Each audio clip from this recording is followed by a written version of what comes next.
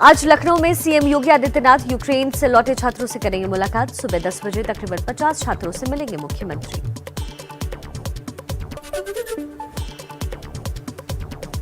सातवें चरण के आखिरी दिन के चुनाव प्रचार में पीएम मोदी ने खजूरी में की जनसभा। समाजवादी पार्टी पर जमकर बोला हमला। कल आखिरी चरण की वोटिंग से पहले बीजेपी ने मोदी की योजनाओं के दम पर भरी जीत की हुंकार। अखिलेश ने ताबड़तोड़ रैलियां कर साधा बीजेपी पर निशाना। हम चारों राज्यों में यूपी के भदोही में योगी आदित्यनाथ ने की रैली। अखिलेश यादव पर साधा निशाना। यूपी में बीजेपी की बम्पर जीत का दावा किया। सातवें चरण के मतदान से पहले जौनपुर में अमित शाह ने किया शक्ति प्रदर्शन। बीजेपी प्रत्याशी के समर्थन में निकाला रोड शो। यूपी में आखिरी चरण के प्रचार के आखिरी दिन दिग्गजों ने झोंकी ताकत। सोमवार को पूर्वांचल की 54 सीटों पर होना है मतदान। यूपी के भदोही में बीजेपी अध्यक्ष जेपी नड्डा ने भरी हुंकार। मंच से एसपी, बीएसपी और कांग्रेस पर किया हमला। यूपी में बीजेपी की जीत का किया दावा। आजमगढ़ में अखिलेश यादव ने भरी चुनावी हुंकार। गोपालपुर में जनसभा को किया संबोधित। योगी सरकार पर बोला जोरदार हमला। जब धुआंधार वोट डालने को तैयार हैं, तो मुझे पूरा यकीन है कि धुआं उड़ाने वाले इस बार धुआं धुआं हो जाएंगे। वाराणसी में बीएचयू के छात्रों ने मानव श्रृंखला बनाकर लोगों को वोट डालने के लिए किया जागरूक। कल 54 विधानसभा सीटों पर डाले जाएंगे वोट।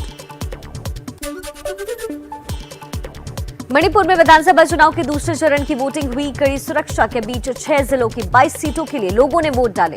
10 मार्च को आएंगे नतीजे।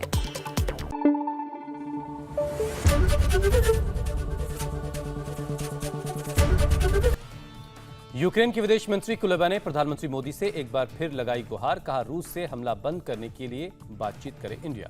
कुलेबा ने रूस पर सीजफायर समझौते के उल्लंघन का आरोप लगाया। कहा रूस हमला रोके ताकि आम लोगों को इलाके से निकाला जा सके। यूक्रेन के विदेश मंत्री का बयान। कहा आम भारतीय जंग रोकने के लिए रूस के दूतावास पर बना सकते हैं दबाव। यूक्रेन के विदेश मंत्री का बयान। रूस नहीं जीत सकता ये जंग। रूस से जंग खत्म करने की अपील की। जंग के बीच 11वें दिन आ सकती है राहत भरी खबर। रूस और यूक्रेन युद्ध में मध्यस्थता कर सकता है इजराइल। इजराइल के पीएम बीती रात अचानक पहुंचे रूस। मॉस्को में राष्ट्रपति पुतिन से करीब 2.5 घंटे तक बातचीत हुई। बताया जा रहा है कि बातचीत के दौरान इजरायली पीएम ने रूस और यूक्रेन के बीच संघर्ष में मध्यस्थता की पेशकश की है। राष्ट्रपति पुतिन ने यूक्रेन सरकार को दी चेतावनी। कहा अगर यूक्रेन का रवैया नहीं बदला तो वो अपना स्टेटहुड भी खो देगा। पुतिन की चेतावनी। यूक्रेन पर नो फ्लाई जोन लगाने की मांग करने वाले देशों की विवाद में एंट्री मानी जाएगी। रूस का दावा। यूक्रेन के मिलिट्री इंफ्रास्ट्रक्चर को नष्ट करने का काम करीब करीब पूरा हो चुका है। यूक्रेन पर हमले के 10वें दिन राष्ट्रपति पुतिन का बड़ा बयान। कहा रूस पर बैन लगाना युद्ध की घोषणा करने जैसा है। राष्ट्रपति पुतिन बोले यूक्रेन से युद्ध नहीं चाहता था रूस, लेकिन यूक्रेन ने शांति से बात नहीं की। रूस के रक्षा मंत्री लावरोव का जेलेंस्की पर बड़ा आरोप। कहा रूस और नेटो के बीच जंग करवाना चाहते हैं जेलेंस्की। रूस और यूक्रेन के बीच 7 मार्च को तीसरे दौर की बैठक होगी। यूक्रेनी मीडिया के हवाले से दावा किया गया। 11वें दिन भी रूस का यूक्रेन पर हमला जारी है। कीव पर लगातार हमले हो रहे हैं। यूक्रेन के जाइटोमिर में रूसी सेना ने यूक्रेन के 4 सुखोई विमान को मार गिराया। रूस के रक्षा मंत्रालय ने जानकारी दी। यूक्रेन ने रूस के एक क्रूज मिसाइल को मार गिराने का दावा किया। कहा एयर डिफेंस सिस्टम की जवाबी कार्रवाई में रूस का क्रूज मिसाइल नष्ट किया। यूक्रेन का दावा 24 घंटे में रूस के 9 एयरक्राफ्ट और हेलीकॉप्टर मार गिराए। इनमें से एक रशियन फाइटर बॉम्बर सू-34 भी है। बेलगोरोड में हुए 2 धमाके। पूरे इलाके में दहशत फैल गई। खार्किव में भी भीषण जंग जारी है। यूक्रेन की सेना ने 30 यूनिट रशियन उपकरण जब्त किए। खार्किव में यूक्रेन की सेना का काउंटर अटैक। यूक्रेनी सेना का रशियन आर्मी पर जबरदस्त हमला। रूसी लड़ाकों ने एर्नागोडार शहर में प्रशासनिक भवन की दीवार से यूक्रेनी झंडे को हटा दिया है। कीव को रूसी सेना ने चारों तरफ से घेरा। कीव के बॉर्डर पर पहुंचे रूसी टैंक। कीव के एक इलाके में रूसी सेना ने दागी मिसाइलें निजी आवासों को बनाया निशाना। इरपिन शहर में एयर स्ट्राइक। सड़क पर खड़ी कार के ठीक सामने हुआ धमाका। यूक्रेन के ओब्लास्ट में रूसी सेना का रॉकेट से हमला। कई मकान तबाह हुए। चर्निहिव में यूक्रेन ने रूस के फाइटर जेट को मार गिराने का दावा किया। यूक्रेन ने दोनों पायलट को पकड़ा। बूचा में कार सवारों पर रूसी सैनिकों ने बरसाई गोलियां। हमले में 2 लोगों की जान गई, 4 जख्मी हैं।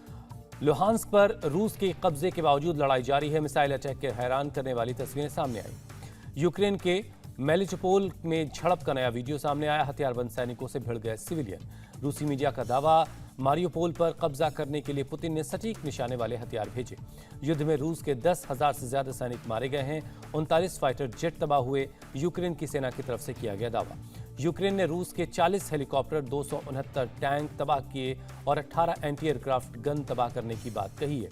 यूक्रेन के मरीन कॉर्प्स का दावा, माइकोलाइवो में रूसी सेना के 4 हेलीकॉप्टर्स को मार गिराया। रूस के रक्षा मंत्रालय ने हमले का वीडियो जारी किया। रूस के K-52 हेलीकॉप्टर्स ने यूक्रेन की बफ्तर गन गाड़ियों को तबाह किया। युद्ध में रूस ने भी भारी नुकसान की बात कबूली। रूस की एक सीनेटर का बयान, सैकड़ों सैनिकों की एक टुकड़ी से सिर्फ 4 जिंदा बाकी बचे हैं। रूस के रक्षा मंत्रालय का बड़ा दावा, रूसी सैनिकों ने यूक्रेन के विदेशी हथियारों के डिपो को नष्ट किया। यूक्रेनी सेना के एक कैप्टन को रूस ने मार गिराया। 3 मार्च को उनके जन्मदिन के दिन होस्टोमेल में उनको मारा गया। कीव के पास सीज़फायर के दौरान सेफ पैसेज से निकलते दिखे लोग, लंबी कतार नजर आई। यूक्रेन के सांसद ने रूस पर सीज़फायर तोड़ने का आरोप लगाया। कहा, मारियोपोल में सेफ पैसेज के बीच रूसी सेना ने हमला किया। रूस और यूक्रेन युद्ध में सबसे ज्यादा चिंता सूमी में फंसे छात्रों को लेकर है। विदेश मंत्रालय के मुताबिक यूक्रेन के सूमी शहर में 700 से ज्यादा छात्र अभी फंसे हुए हैं। विदेश मंत्रालय का बयान, खार्किव से सभी भारतीयों को निकाला जा चुका है। सूमी और पेशोचिन से बच्चों को निकाले जाने पर सरकार का पूरा ध्यान। यूक्रेन से वतन लौटे यूपी के गोंडा के रहने वाले आकाश सिंह और सुयश गुप्ता, परिजनों में खुशी की लहर। गोंडा के कुल 14 छात्र गए थे यूक्रेन, अब तक 8 छात्रों की वापसी। शाम से जब हम लोग करते हैं एयरपोर्ट के लिए निकले तो वो अपने एम्बेसी में बस करी थी, मतलब भारत सरकार ने, और वहाँ से फ्लाइट करके भारत सरकार ने हमें यहाँ तक पहुँचाया, इंडिया तक। जो भी बच्चे हैं वो खार्किव और कीव से, उनको भी निकाला जा रहा है लगातार, और वो भी बॉर्डर्स तक पहुँच रहे हैं। ऑपरेशन गंगा के जरिए देश लौटे यूपी के सहारनपुर के रहने वाले पारस सिंह, 185 छात्रों को लेकर लौटा विमान। भारत सरकार को कहा शुक्रिया। Government of India at is best. Power है हमारी बस में, फ्लैग हमारी कंट्री का, तो किसी ने ऐसा रोका भी नहीं।